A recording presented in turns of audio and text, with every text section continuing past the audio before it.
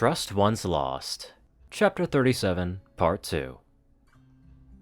I was glad that Amethyst chose to sit next to me, rather than at the back of the classroom, as I thought he might. I was able to ask him a couple of questions on things I didn't understand without having to interrupt the class. Having him next to me was enough of a distraction to keep myself from sinking into an anxiety loop over all the other ponies looking at me. At the end, Cheerly dismissed the class, but Amy and I stayed where we were. Sorry I didn't get a chance to introduce myself before class, said Cheerly. Amethyst, right? I'm Cheerly. Amethyst Swirl. The two ponies shook hooves. It's a pleasure. I must say, Green seems much more comfortable with you here. How are you doing today, Green? Said Cheerly. I could hear the high-pitched yelling of the foals outside. I'm doing fine, I guess. That's good to hear. Said Cheerly. Now, let's get outside before the children get into too much trouble. I wanted to stay in the classroom, but Cheerly insisted that I go outside with the other foals, even though Amethyst could have just supervised me inside the classroom. The mulberry mare turned to Amy. Class starts again in 30 minutes. She instructed. Make sure Green uses the bathroom. She had a lot of anxiety over that the last time she was here. My face flushed and my ears burned as they pinned themselves to my skull. Celestia, please kill me now. So what happened last time? Were you still having issues with using the bathroom because of your hoof grip? Amy winced in sympathy. It's horrible that they would put you in that situation. I can't even imagine what I would have done in your horseshoes. When it was Amy saying it, for some reason I didn't feel horrifically embarrassed, even if the mental image he had created made me shudder. It wasn't quite that bad. Now there's something I didn't expect to be saying about my catastrophic first day of school. I could manage without help, it's just... I sighed. You know how when you get really anxious, you feel like you need to pee? I asked. It's part of sympathetic nervous system activation. Amethyst recited, no doubt from one of his nursing textbooks. Yeah, well, I was feeling really anxious, but I didn't want to interrupt the class. And I knew I could hold it. I explained. So I waited until the end of class and ran into the first bathroom I saw. I tilted my head towards the Colt's bathroom we were walking past on our way out of the classroom. It took a moment for Amy to grasp my meaning. Oh, he said. That must have been embarrassing. If it makes you feel any better, I think every pony has made that mistake at least once in their lives. And then I had a panic attack and cried in front of every pony. I kicked a rock in frustration. And now, Charlie thinks I'm not responsible enough to manage my own bladder. I'm so sorry that happened to you, said Amy. It was a stock response, but that was probably out of a desire to not say the wrong thing, rather than any insincerity. I found a table for us to sit and study at. When I pulled the modern mage out of my saddlebags, Amy's eyes widened in shock. Wow, he said. Where did you get those bags? They're so nice, I said. Twilight gave them to me. Oh, said Amethyst. So those aren't just merchandise. They actually belong to the princess? I nodded. They were her saddlebags when she was a filly. Amethyst took a closer look at the bags, igniting his horn and holding them in his telekinesis. The enchantments on these bags alone are worth more than what I make in a month, Amethyst remarked. Which makes sense. Princess Twilight went to a school for nobles, so her scholarship would have paid for them. Are the books stored using alteration or dimensionalism? I asked. Amethyst smiled. It's a technique called lossless alteration, said Amy. It changes an object into another form, but without losing any of the information required to restore the object to its original form. It sounds simple, but the spell matrix required to achieve it is incredibly complicated and difficult to craft. Where does the mass go? What do you mean? When an object is changed into a new form using alteration, does the new form have the same mass as the original object? Oh, of course not, said Amy.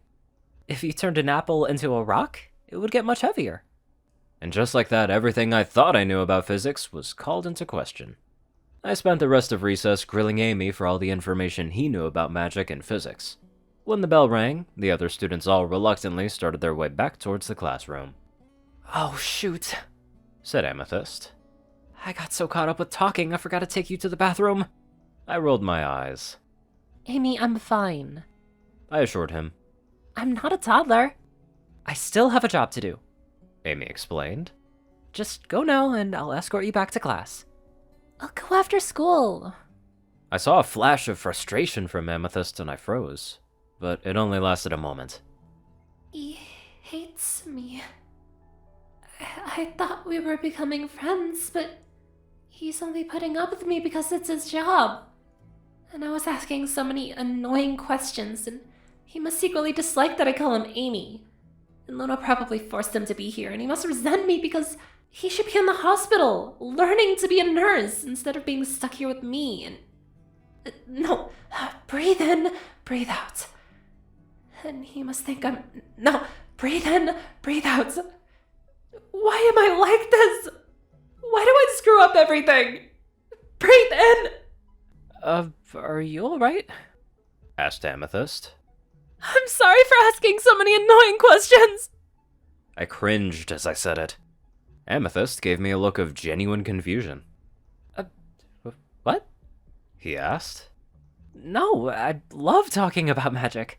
I almost went into that field before I figured out what my cutie mark is telling me. His cutie mark was a swirl of magic around a baton. But if you already had medicine on your mind, it did sort of resemble a staff of Hermes. Or maybe a rod of Asclepius, considering the wings were absent. Anyway, to be honest, I actually need to use the bathroom myself. Amethyst said. I can't let you go back to class on your own, though, so how about you duck into the little fiddly's room and I'll meet you back here in 5 minutes. I'd be so grateful if you do this for me. I was almost certain that this was a manipulation to get me to go along with what he wanted me to do without causing a fuss. An unnecessary manipulation, since at that point, I would have just done about anything to sate my anxiety that he thought I was annoying. And I felt like I needed to use the bathroom now anyway. Stupid anxious body.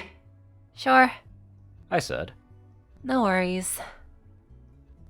The second class passed much like the first, and before I knew it, the school day was over. I said goodbye to Amy and left the school immediately to avoid having to see my friends hanging out with Diamond Tiara. If they were going to somehow reform her, I hope they'd do it quickly. When I got home, Applejack was waiting for me. She'd made a pot of tea and there was a blanket on the couch. She sent Applebloom off to help Granny with preparing lunch, but she asked me to stay. I couldn't help but notice the box of tea had 3 butterflies on it. Sweet Pea, can we talk? Asked Applejack. About that conversation we were having this morning? The hair on the back of my neck was raised, and thanks to my coat fur, I was pretty sure Applejack could see it. About Spoiled Rich? I asked. Has she done something already? Why would you think that? I've dealt with her type before. I said. They're a malignant tumor. There can be no half measures. She must be stripped of all of her power to hurt others and cut off from any pony that would enable her. Green, Said Applejack. you haven't met Spoiled yet. You can't possibly know that about her. But I'm betting she reminds you of some pony else. My breath ran hot. So? I felt tears welling in my traitorous eyes. I told you! I know how her type works! Of course I've seen it before! What did they do? Asked Applejack. Nothing. Say nothing. I stammered. Say you don't remember! I don't... Don't say that, she'll know you're lying! It doesn't matter. I gritted my teeth. Sweet Pea, it matters. Applejack said. They hurt you, and you're still hurting. I don't want to talk about it. Applejack sighed. During the conversation, I'd migrated my way closer to Applejack, sitting next to her on the couch to avoid making eye contact. She put a fetlock across my withers. She was warm. I won't force you, but I really think you should talk to some pony about what happened. Said Applejack. It don't have to be me. You can see a therapist.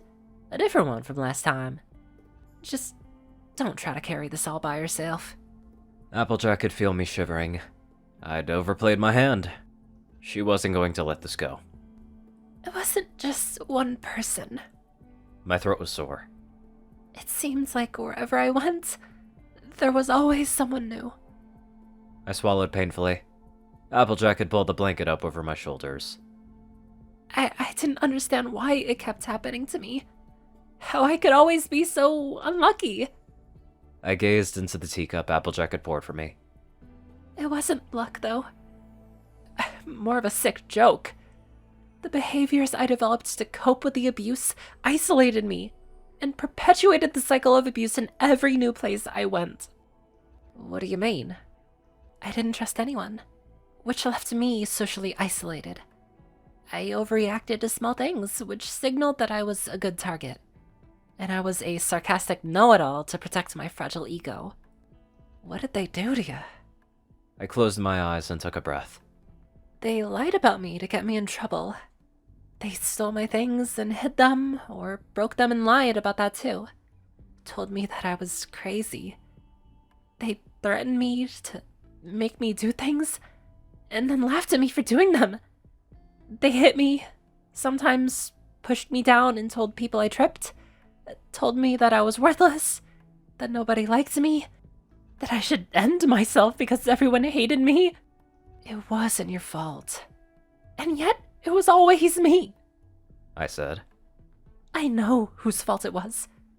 And I know that if they weren't doing this to me, that they would be doing this to some pony else. Children can be so cruel. It wasn't just children. I said. Why didn't you tell some pony? I tried that. It only made things worse. I said. They'd believe them over me, or they wouldn't take it seriously. And even if they did take it seriously, they'd be powerless to help. Then I faced retaliation from everyone. So, when you're talking about Spoiled Rich... Spoiled Rich is a bully, and she's groomed her daughter into being just like her. I put my teacup down, since my hooves were shaking. You don't engage with someone like that on their terms. They're stronger, they have better social connections, they have more power. Even if you win one fight, they'll just beat you twice as badly next time. If you fight them, you have to destroy them so completely that you win not just that fight, but every fight in the future too.